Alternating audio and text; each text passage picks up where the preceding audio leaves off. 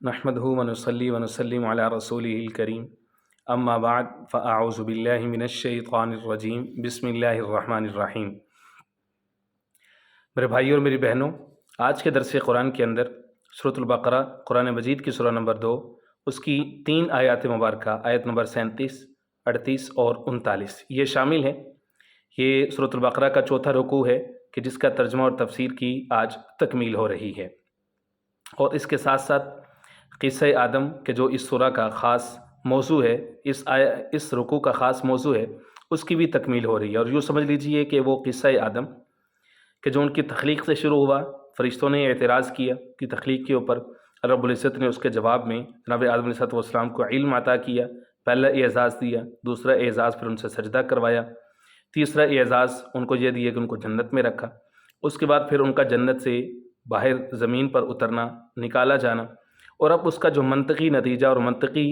انجام ہے کہ جنت سے لے کر کے کیا نکلے اور زمین پہ رہنے کے لیے کیا اہم سامان تھا کہ جو ان کو مہیا کیا گیا، اس کا تذکرہ ان آیات مبارکہ میں ہے، اور اس انداز کے ساتھ اس موضوع کو یہاں پر مکمل کیا جا رہا ہے۔ اور اس کے بعد بہت زیادہ تفصیل کے ساتھ یہ والا جو واقعہ ہے وہ سورۃ الاعراف میں انشاءاللہ العزیز بشرط صحت و زندگی پہنچیں گے تو وہاں پر ہمیں جا کر کے مزید اس کے بارے میں تفصیلات ملیں گی۔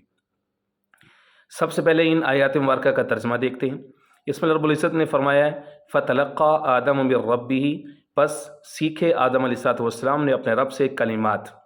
فَتَابَ عَلَيْهِ، اور ان کلموں کے ذریعے سے انہوں نے اللہ کی طرف توبہ کی، رجوع کیا۔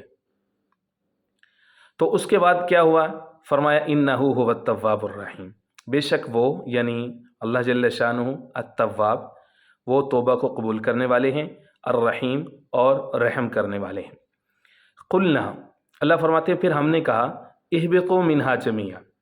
تم سب کے سب اترو اس سے یعنی جنت سے، جمیعا اکٹھے، سارے کے سارے۔ فإما یأتینکم منی ھدی، پس جب بھی آئے تمہارے پاس میری طرف سے ہدن، ہدایت کا پیغام، فمن تبع ہدایا، پس جس نے تابعداری اختیار کی، پیروی کی، ہدایا میری ہدایت کی، فلا خوف علیہم، تو کوئی ڈر نہیں ہے ان پر، ولا ہم یحزنون، اور نہ ہی وہ غمگین ہوں گے۔ والذین کفروا، اور وہ لوگ جو کافر ہیں، وکذبوا، اور انہوں نے جھٹلایا، بآیاتنا، ہماری آیات کو، اولئک اصحاب النار، یہ وہ لوگ ہیں جو کہ جہنم والے ہیں، ہم فیہا خالدون، وہ اس میں ہمیشہ ہمیشہ رہیں گے۔ یہ جو اللہ رب العزت نے فرمایا ہے فَتَلَقَّى آدَمُ مِن رَبِّهِ، آدم علیہ السلام نے اللہ سے کچھ کلمات سیکھ لیے۔ سورۃ الاعراف پارہ نمبر 8 میں اس کی وضاحت آئی ہے کہ آدم علیہ السلام نے جب اللہ کا یہ حکم سنا کہ تم اترو یا جنت سے نکل جاؤ تو سخت پشیمان ہوئے اور ندامت ان کے اندر پیدا ہوئی کہ یہ میں نے کیا کیا، کیسی خطا مجھ سے سرزد ہو گئی ہے،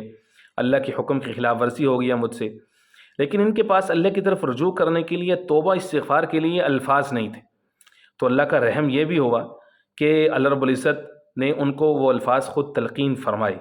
یہ اللہ تعالیٰ کی شان رحیمی ہے کہ توبہ اصل میں کیا ہے؟ توبہ اصل میں ہے انسان کے اندر گناہ پر ندامت پیدا ہو جانا،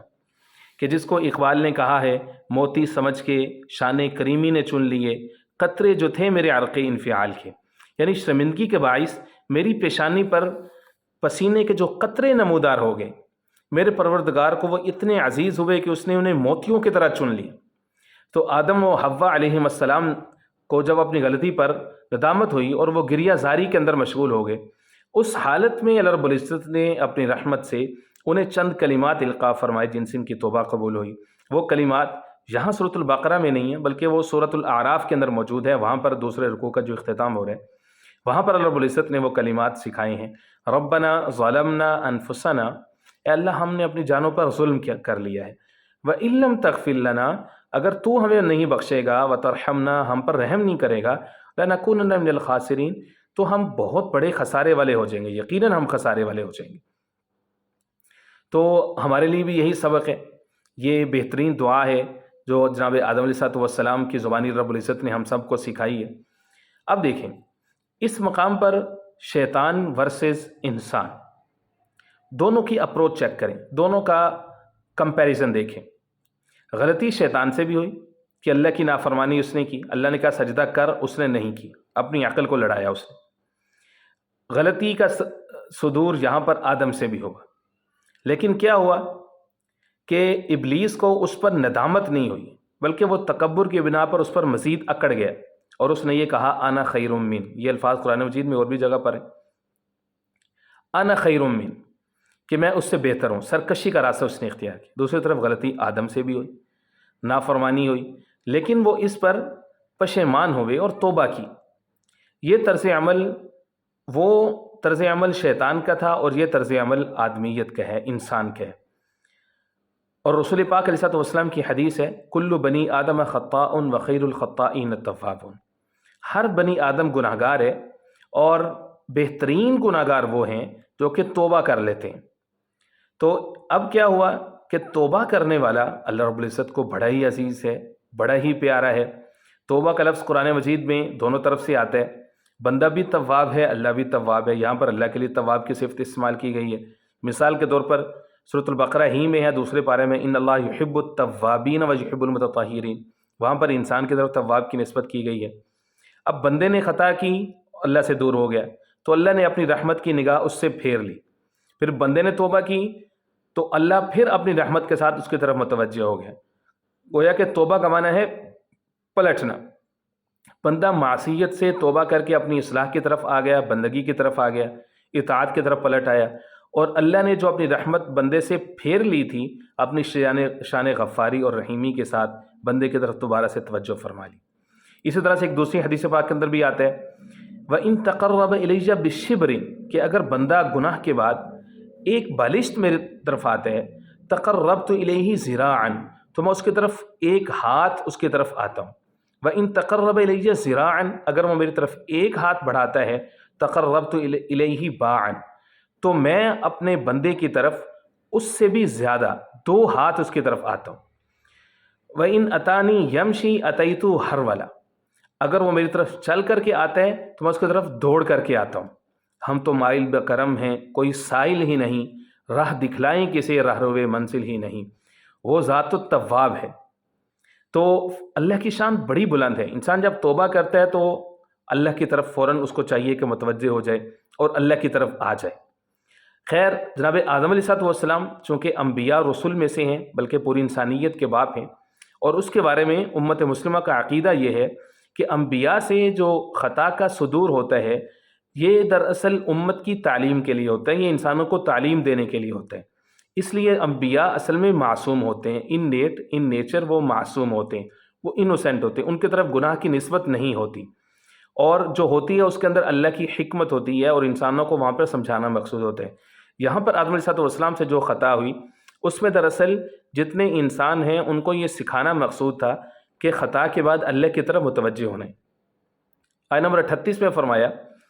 کہ قُلْنَا اهْبِطُوا مِنْهَا جَمِيعًا، ہم نے کہا کہ ٹھیک ہے، اہبطوا، اترو یہاں سے۔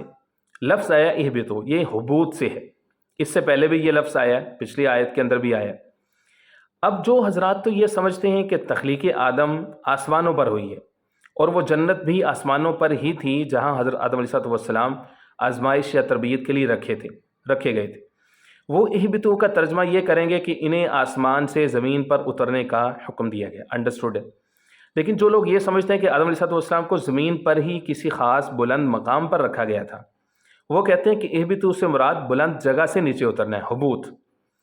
نہ کہ آسمان سے زمین پر اترنا ہے۔